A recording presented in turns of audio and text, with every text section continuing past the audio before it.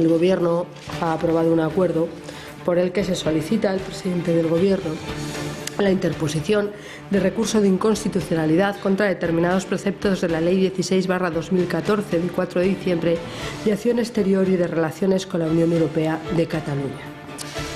Ha costado, pero el Gobierno no se ha quedado finalmente impasible ante una de las últimas ofensivas de la Generalitat de Artur Mas en sus planes de difundir sus planes, valga la redundancia, secesionistas. Con la decisión del Ejecutivo de Rajoy, los planes del nacionalismo catalán de construir un verdadero servicio catalán exterior, y lo digo entre comillas, pueden irse al traste. ¿Va a obligar el Tribunal Constitucional a cerrar las embajadas catalanas en el extranjero? Lo vemos ya en las 5W. Beatriz Rojo, buenas noches. Empezamos por el qué. Muy buenas noches, Gonzalo. El Gobierno va a recurrir ante el Tribunal Constitucional la Ley Autonómica Catalana de Acción Exterior que entró en vigor el pasado mes de diciembre. El Ejecutivo entiende que la norma invade las competencias exclusivas del Estado referente a las relaciones internacionales. Por ello, considera que es claramente inconstitucional. Y es el Tribunal Constitucional quien tendrá la última palabra al respecto. El Gobierno ha recurrido la mitad de artículos de la ley, es decir, 20 de los 40 que la conforman. La norma entró en vigor hace 3 meses, pero no ha sido hasta hoy, 6 de marzo, cuando el Gobierno, tras analizar los estudios preceptivos, ha decidido recurrirla. Por otra parte, el Ejecutivo se ha decidido actuar ahora al ver el uso que la Generalitat hace de las embajadas denominadas eufemísticamente como delegaciones. Estocada importante de Rajoy a Mas tras consentir que Mas celebrase el pasado 9 de noviembre su referéndum independentista a modo de costillada. El presidente del Gobierno ha dicho no al intento de la Generalitat de convertirse en un actor internacional al margen del Estado español y las intenciones catalanas de tener relaciones bilaterales con otros gobiernos extranjeros. Y llegamos al cómo. El objetivo nacionalista es claro: construir un verdadero servicio catalán exterior. Para ello, Mas no ha dudado en invertir millones en dar a conocer por el mundo sus planes separatistas. Recorta en servicios sociales como hospitales, educación o infraestructuras y las destina a las embajadas que tienen Bruselas, París, Washington, Londres o Berlín para dar a conocer el proceso separatista iniciado hace unos meses. Tiempo del porqué, editorial con Eduardo García Serrano.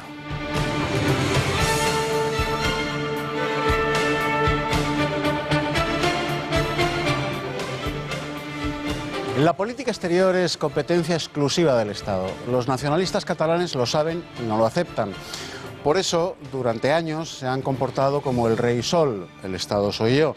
También más allá de nuestras fronteras, abriendo embajadas con mucha pompa y protocolo al margen del Palacio de Santa Cruz. Hoy el Gobierno de la única nación con derecho a embajadas, o sea, España, ha dicho basta a esa tendencia de la Generalitat catalana a exportar cantonalismo, abriendo jaimas en los 4 puntos cardinales para contarle, desde Mongolia a Pernambuco, a cualquier nativo del país de destino que Catalonia is not Spain.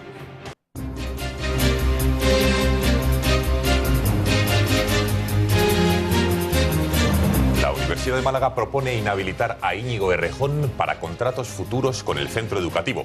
Han abierto expediente disciplinario al secretario de Política de Podemos para ver si incumplió su obligación laboral y vulneró la ley de incompatibilidades. Es decir, demostrar si trabajó en empresas privadas durante el horario en el que debía estar haciéndolo para la universidad. Errejón se defiende. Comienza la campaña a las elecciones andaluzas con el futuro totalmente abierto e incierto. Todos los líderes nacionales de las fuerzas políticas han acudido a esta comunidad a apoyar a sus partidos. Todos menos Pedro Sánchez. Es el único mandamás que no acude a Andalucía. La campaña comienza el día en el que hemos conocido además otras cosas. Y en lo que a mí respecta a la Junta de Andalucía, pues nosotros comprobaremos si los fondos que se habían destinado se han gastado correctamente, y en caso de que no se hayan gastado correctamente, pues actuará la Junta de Andalucía como con cualquier persona y como actúa con todo el mundo. Mariano Rajoy ha visitado las tierras afectadas por el desbordamiento del río Ebro durante los últimos días. Se ha comprometido a que los 106 millones destinados para ayudar a las personas afectadas se van a invertir con la mayor rapidez posible. Rajoy no ha pisado el barro como le exigía Sánchez, pero sí que ha recorrido parte del cauce del río. Yo lo que quiero es resolver problemas, pero claro, aprovechar estas cosas para hacer política, incluso sobreactuar, pues sinceramente creo que yo no puedo hacerlo, ni debo hacerlo. Otros, si creen que eso les sirve para algo, allá ellos. Se ha presentado en Córdoba el ciclo de conferencias bajo el título Ante el reto del multiculturalismo. Se llevará a cabo durante los próximos 3 meses y en los ciclos se pretende dar a conocer la realidad del Islam y del Estado Islámico. Uno de los participantes del acto ha sido el presidente de Vox, Santiago Abascal, el primer político español en viajar a Irak tras la creación del Estado Islámico. Y en los deportes, Carlos Garayo, muy buenas noches. Buenas noches, Gonzalo. Bueno, se confirma la corrupción y los amaños, desgraciadamente, en el fútbol español. Un tema feo en todo caso, pero en deportes siempre peor todavía. Pues sí, como no podía ser de otra forma, hoy en deportes vamos a contarles todo lo que está pasando en el caso Osasuna. Pues han llevado a cabo nuevas detenciones de directivos rojillos y han salido nombres de jugadores que presuntamente podrían estar detrás de toda esta trama corrupta. Enseguida se lo contamos en unos minutos.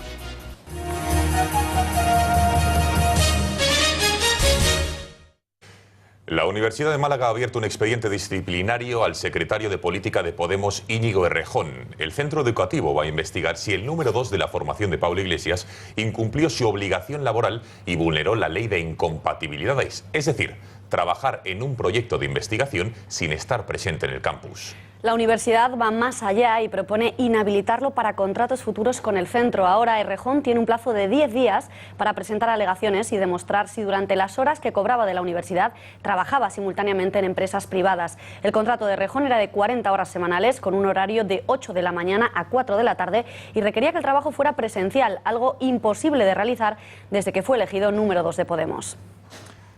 La excusa de Errejón ha sido que tenía permiso del director del proyecto para ausentarse del campus y no dedicar tantas horas a la investigación.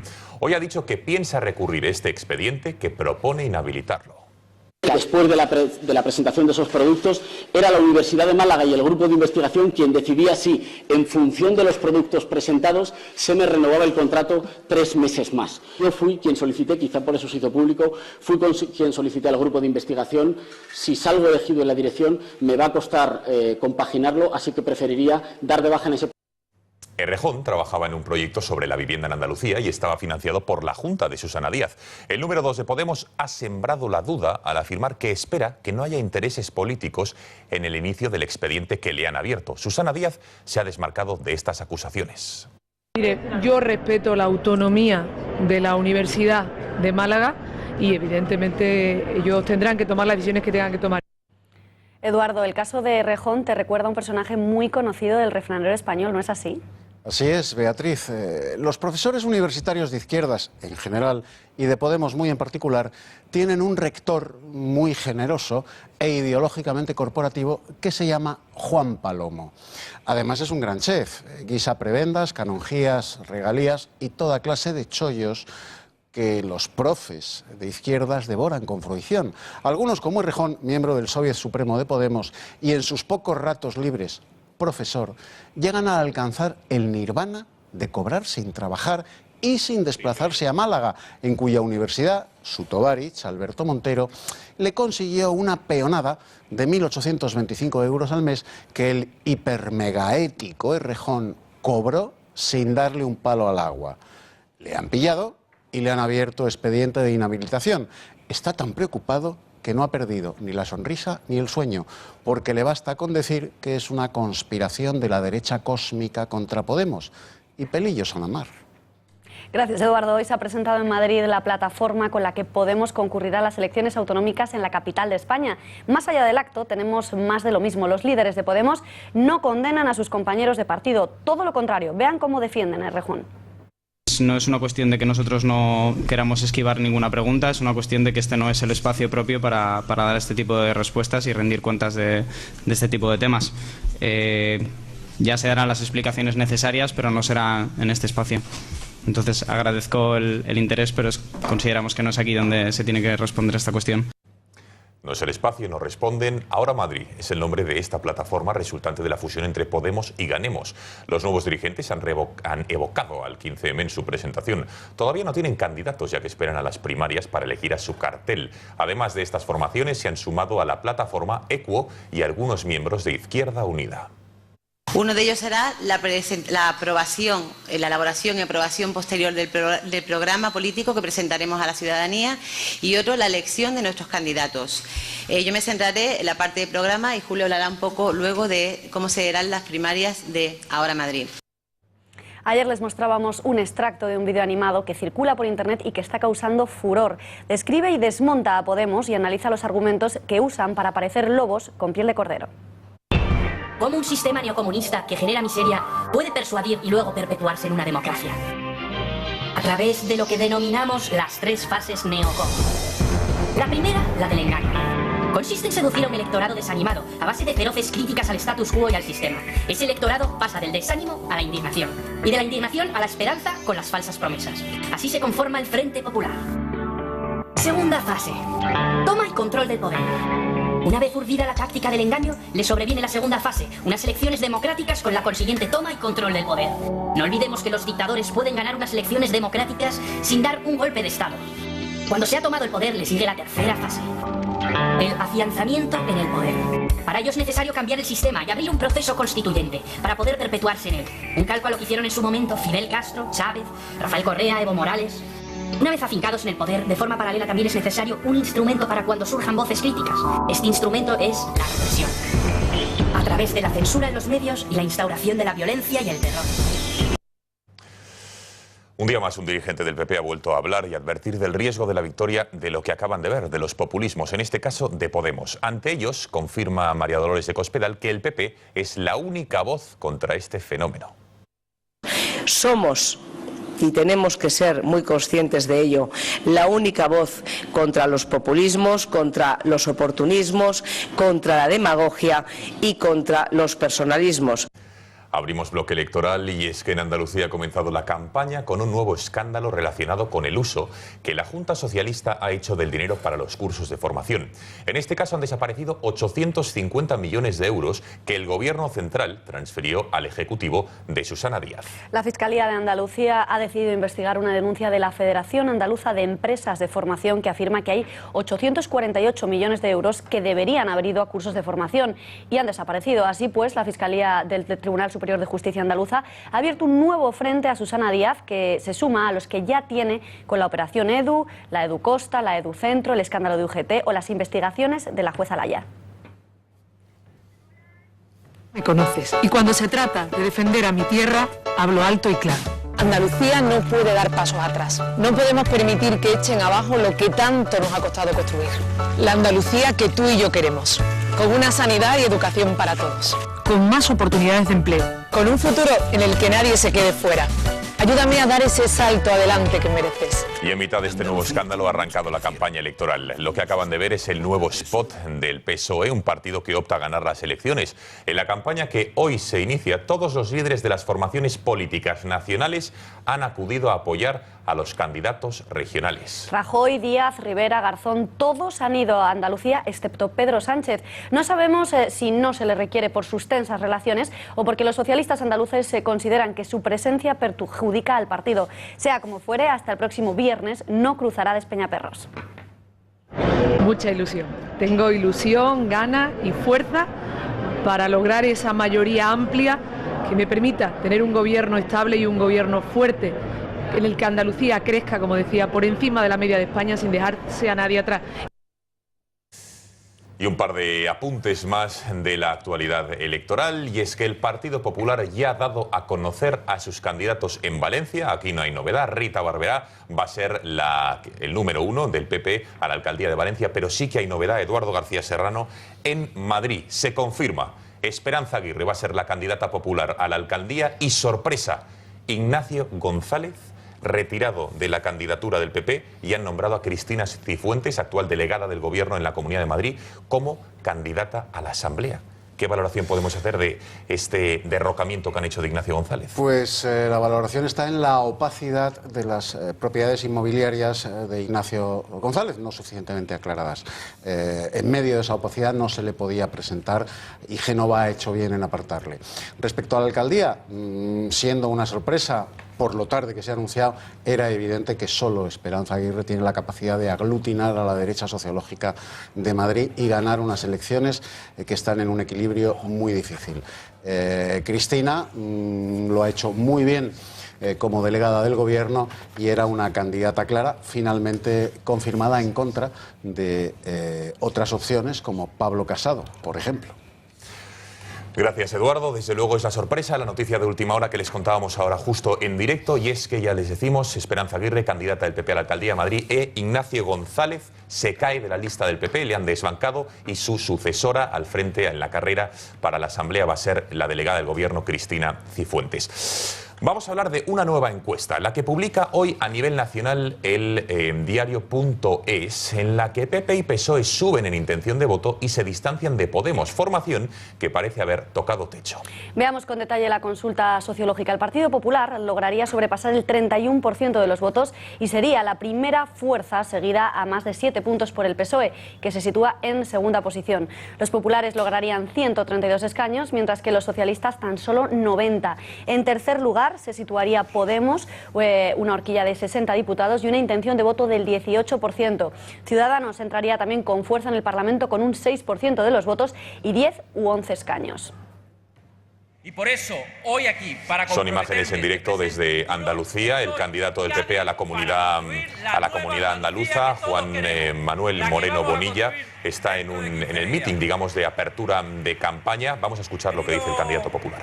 Querido presidente del Gobierno, presidente del partido, querido Mariano Rajoy, muchísimas gracias por muchas cosas. Yo le doy las gracias, después me critican porque te doy las gracias. Que pocos saben que los andaluces somos bien nacidos y muy agradecidos. Y estamos agradecidos. Yo agradecido por creer en este proyecto, en el proyecto del PP andaluz. Pero sobre todo agradecido como español y como andaluz que nos haya sacado de la ruina en la que nos metió el gobierno socialista de Rodríguez Zapatero. Muchísimas gracias por hacerlo, por darnos ilusión, por darnos futuro, por darnos esperanza al conjunto de los españoles. Y además...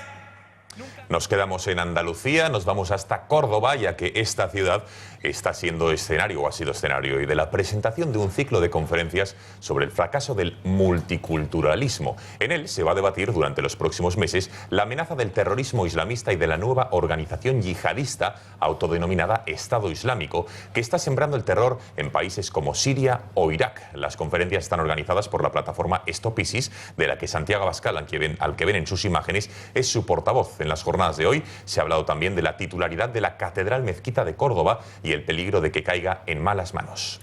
Ciclo de conferencias inaugurado hoy, pero anunciado hace mucho tiempo. Ayer el presidente del Gobierno propuso diferentes iniciativas para combatir el terrorismo islamista. El jefe del Ejecutivo ofreció a los países musulmanes coordinación y cooperación a todos los niveles: policial, judicial e incluso militar, para intentar acabar con la creciente amenaza yihadista. Y diálogo y cooperación con los países musulmanes para reforzar sus estructuras institucionales y crear un espacio de prosperidad compartida. Solo así conseguiremos que la razón venza, como va a ocurrir de nuevo, a la barbarie. Tiempo de análisis. Las palabras de Rajoy coinciden en el tiempo con la organización en Córdoba de coloquios para analizar la amenaza del terrorismo islamista. Tenemos conexión con el cofundador de la plataforma, Víctor González Coello, de Portugal. ¿Qué le parecen las propuestas de Rajoy? ¿Son las adecuadas para combatir esta amenaza? Muy buenas noches. Buenas noches. Acogemos con ironía y esperanza las palabras del presidente del Gobierno, Mariano Rajoy, sobre que, si es necesario, mandará ayuda militar a los países árabes que están luchando contra el Estado Islámico. Todos sabemos lo necesario que es. Si hubo razones para las dos guerras anteriores, ahora que el genocidio, el holocausto de las comunidades cristianas y otras minorías lo estamos viendo todo por televisión, internet y otros medios, creemos que España debe tomar un papel preeminente porque está siendo amenazada de una manera muy directa. Desde Vox y desde la plataforma Stop ISIS tenemos claro que tenemos que ser beligerantes, y no es la lucha entre la barbarie y otras civilizaciones, es la lucha entre la barbarie y la civilización, y por eso desde Vox y la plataforma ISIS, desde hace meses que nos acusaban de extremistas, venimos denunciando el peligro que esto significa. Gracias, Eduardo. El multiculturalismo nos recuerda, sin lugar a dudas, a la Alianza de Civilizaciones, ¿no? Pues efectivamente, así es, Beatriz. El multiculturalismo y la Alianza de Civilizaciones son las dos herramientas que el Irán de los ayatolás diseñó para penetrar la civilización occidental, a la que los líderes de ese conglomerado espiritual que es el Islam siguen denominando la cristiandad o la Nación de la Cruz. El fin último del multiculturalismo no es la convivencia pacífica de dos cosmovisiones antagónicas, sino la imposición de la suya sobre la nuestra. Hoy el multiculturalismo goza de muchos cómplices y tontos útiles en Occidente que niegan la realidad, incluso aunque el ejercicio del mandato coránico de la yihad se la muestre a diario. Decía don José Ortega y Gasset que Europa solo recuperaría su auténtica identidad cuando la coleta de un chino asomase por los Urales o ante una sacudida del magma islámico. Ya tenemos la sacudida del magma islámico. No es posible el multiculturalismo porque es imposible la convergencia y la convivencia de una civilización que predica la libertad y el perdón con una cultura que pregona la sumisión, la venganza y la eliminación del infiel.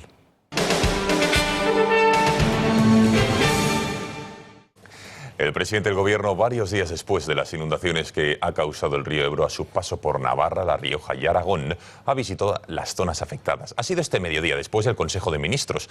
Enseguida conectaremos con Andalucía para saber qué es lo que está diciendo en el mitin en el que actualmente está participando junto al candidato popular a las elecciones andaluzas. Pero en Aragón, Rajoy ha prometido la mayor garantía y celeridad en la entrega de las ayudas que se han valorado en 106 millones de euros.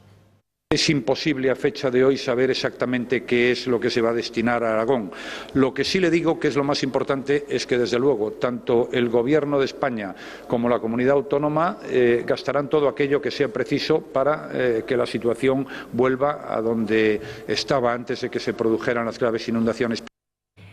Y es que el Gobierno ha aprobado hoy el Real Decreto Ley de ayudas para paliar los efectos de las últimas inundaciones que superan los 100 millones de euros.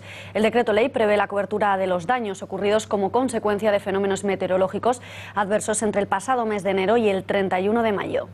Así que es un programa específico y extraordinario de carácter temporal dirigido a personas desempleadas de larga duración con responsabilidades familiares que hayan agotado su protección por desempleo y que cumplan los requisitos establecidos.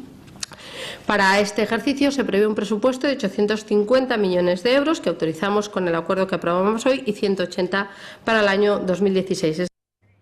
Preguntado Rajoy sobre qué le parecieron las declaraciones de Sánchez cuando el pasado martes le dijo a Rajoy que no sabía qué coño estaba esperando el presidente para salir de la Moncloa y ponerse las botas, Rajoy ha acusado a Sánchez de sobreactuar. Yo lo que quiero es resolver problemas, pero claro, aprovechar estas cosas para hacer política, incluso sobreactuar, pues sinceramente creo que yo no puedo hacerlo, ni debo hacerlo. Otros, si creen que eso les sirve para algo, allá ellos. Nos vamos hasta Cataluña, ya que el Gobierno de la Nación de Mariano Rajoy ha decidido hoy no quedarse impasible con la última ofensiva de la Generalitat que preside Artur Mas para intentar difundir en el extranjero sus planes secesionistas. Es decir, el Consejo de Ministros ha aprobado un recurso que va a presentar ante el Tribunal Constitucional contra la Ley Catalana de Acción Exterior y de Relaciones con la Unión Europea, que recordamos entró en vigor hace 3 meses y que autoriza el uso de las embajadas en el exterior. Según la norma que ha recurrido hoy el Gobierno, la ley catalana establece que la Generalitat es un actor internacional al margen del Estado español, regula las relaciones del Ejecutivo autonómico con gobiernos extranjeros y también habla sobre la representación autonómica en el exterior que versan sobre la diplomacia pública en Cataluña. La vicepresidenta Soraya Sáenz de Santamaría ha recordado que es el Estado, la Administración Central, la que tiene la única competencia exclusiva, por tanto, en relaciones internacionales, que dicta que es el Gobierno quien ha de dirigir la política exterior. Recordemos que Cataluña tiene embajadas ya abiertas, mal llamadas delegaciones, en París, en Londres, en Berlín, Bruselas, hasta incluso en Washington, en Estados Unidos. Escuchamos a la vicepresidenta del Gobierno, Soraya Sáenz de Santamaría. El Gobierno ha aprobado un acuerdo por el que se solicita al presidente del Gobierno la interposición de recurso de inconstitucionalidad contra determinados preceptos de la Ley 16/2014 de 4 de diciembre de Acción Exterior y de Relaciones con la Unión Europea de Cataluña, porque entendemos que vulnera el artículo 149, 1 tercero de la Constitución, que reserva al Estado la competencia exclusiva en materia de relaciones internacionales, y el artículo 97, que dice expresamente que al Gobierno de la Nación le corresponde dirigir la política exterior. Nos vamos hasta Italia, ya que hoy han concluido los trabajos sociales a los que Berlusconi fue condenado tras toda la polémica y sus actuaciones judiciales, también al margen de la ley y muy relacionadas con los supuestos escándalos también llamados Bunga Bunga. Así es, porque han conseguido grabar unas conversaciones telefónicas del que fuera presidente de Italia, de Berlusconi, con un amigo en el que hablaba de niñas pequeñas con las que quedarían, bueno, ha supuesto todo un escándalo. Vamos a escuchar. Pronto? Presidente, mi scusi se l'ho richiamato, no, solo per dirle che mi ha chiamato Francesca e chiedeva se poteva portare 2 amiche molto bene sue. Molto? Sì, mi ha detto. Molto bello? Molto bello.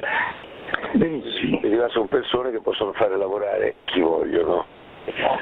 Va bene. Ecco, quindi le ragazze hanno l'idea di essere di fronte a uomini che possono decidere del loro destino, quindi chiedo, no? Ecco, l'unico ragazzo sei tu, gli altri sono dei vecchietti, però hanno molto potere. Va bene. Allora gli dici, dico di sì. Io anch'io non avevo voglia, io ho 2 bambine piccole che tanto che non vedo, per cui una fa la giornalista in Mediaset allo sport, è una napoletana molto simpatica, molto dolce, e un'altra una bambina di 21 anni brasiliana che è un po' la mia, che mi ha pianto il telefono dicendo che l'ho dimenticata.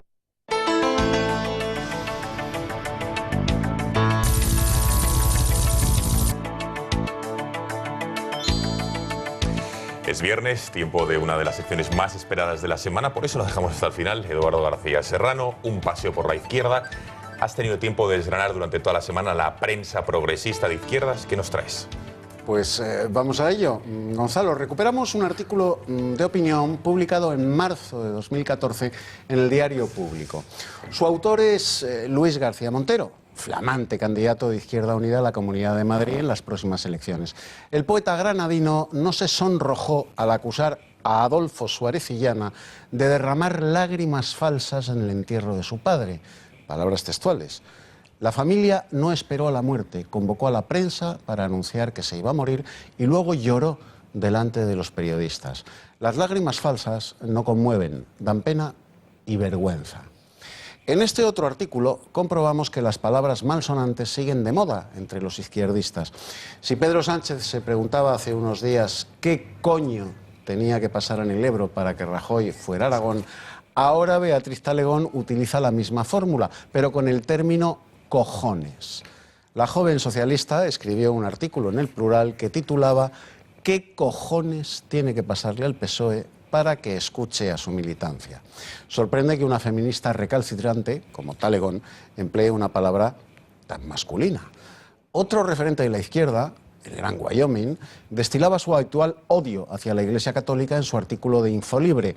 Haciendo uso de su estilo desagradable, afirma en su artículo: no sabemos si después de la inclusión de los rezos en la escuela, la jerarquía eclesiástica paseará a Rajoy y a Wert bajo palio, como si fueran la mismísima hostia, tal y como hacían con Franco.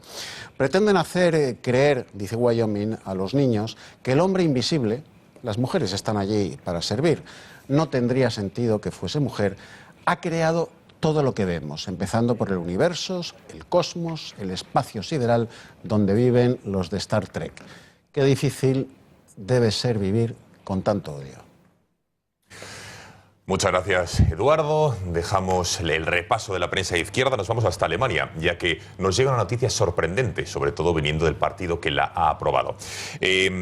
Como les decimos, a partir de hoy, el 30% de los miembros de los consejos de vigilancia de las grandes empresas germanas deben ser, a partir de ahora, mujeres. Es decir, Alemania aprueba la cuota femenina del 30% en las grandes multinacionales del país. Lo ha aprobado el Pleno del Bundestag, del Parlamento, con los votos de la Gran Coalición, es decir, también del partido de Angela Merkel. Va a ser a partir del año 2016. Recordemos que Merkel era contraria desde un principio a estas cuotas. Han pasado 2 legislaturas, la canciller, esperando a que las grandes empresas cotizadas aumentasen el número de mujeres en sus consejos de dirección y finalmente ha cedido a las presiones feministas y va a introducir esta cuota del 30% en las empresas germanas. Una decisión absolutamente sorprendente y también muy polémica. Nosotros hemos querido sacar nuestras cámaras a las calles, nos lo cuenta Cristina. Yo pienso que me parece que la norma esta de cupos es totalmente absurda, pero no entiendo por qué tienen que decir que las mujeres tenemos desventajas ni por la maternidad ni por ningún tipo de situación, en absoluto. Tenemos los mismos derechos las mujeres que los hombres sin trabajar en los mismos puestos. Estamos igual de preparadas, tenemos los mismos estudios y ¿por qué no? Tanto las mujeres como el hombre deben desempeñar las mismas funciones. Así está estipulado en la Constitución y no tiene que haber ni una tasa de mujer ni una tasa de hombre. Yo entiendo que, lógicamente, la decisión de la empresa debe ir dirigida a la efectividad. Bueno, yo creo que lo que debería regir la contratación de una persona es su valía, ¿no? Como profesional, no su sexo. Establecer un porcentaje obligatorio dando un tiempo para que se pueda acometer. Y sobre todo, pues que las universidades las preparen para que puedan ocupar esos puestos también. Yo creo que depende, yo creo que tendría que ser por méritos. Lo que pasa que también es verdad que la mujer, por su condición de madre, muchas veces tiene problemas de conciliación. Y sobre todo, no se saben a las 8:30 en punto de la tarde, volvemos hasta Andalucía, ya que allí el secretario general, el presidente del PP andaluz, está pronunciando un mitin de apertura de campaña con la presencia del líder y del presidente del gobierno, Mariano Rajoy. Le escuchamos. La señora Díaz, por cierto, la candidata socialista, que ahora las siglas del PSOE parece que ya hoy la han escondido. De socialista, esta candidata socialista, la señora Díaz Pacheco, nos da todos los días lecciones de política social. Todos los días veo yo un corte hablando de dependencia, hablando de sanidad, hablando de educación. Y todos los días me encuentro con una realidad bien distinta. Esta misma mañana me he encontrado centros de salud prometidos que están incumplidos, escuelas que están inacabadas, personas que tienen problemas que no son atendidas. Yo digo aquí una cosa clara y alta. Yo, como presidente de la Junta de Andalucía, voy a poner soluciones a los muchos problemas que tenemos en materia de educación y en materia de sanidad. Y lo voy a hacer como hacemos nosotros las cosas, hablando con los profesionales, tanto sanitarios como con los profesores, hablando con los alcaldes y con las alcaldesas, hablando con la sociedad y, por supuesto, cumpliendo nuestras palabras. Y por eso, Vejer va a tener un hospital a partir de la próxima legislatura. También tendrá su hospital, porque es una reivindicación justa, porque es sensata, porque lo merece, como tantos y tantos rincones de Andalucía. Por eso, queridas amigas y amigos, podemos hacer muchas cosas. Podemos construir un futuro mejor entre todos. Os pido en estos 15...